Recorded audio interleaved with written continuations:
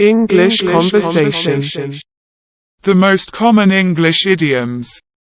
Cut corners. Meaning: to save time, money, or energy by doing things quickly and not as carefully as you should. Usage. This idiom is used as part of a sentence. Practice these 3 examples. Don't try to cut corners when you're decorating. Don't try to cut corners when you're decorating.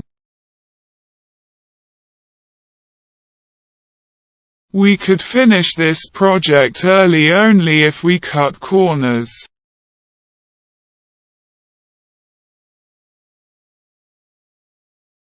We could finish this project early only if we cut corners.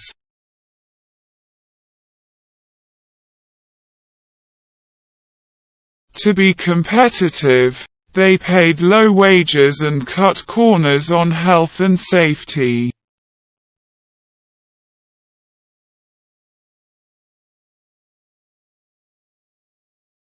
To be competitive, they paid low wages and cut corners on health and safety.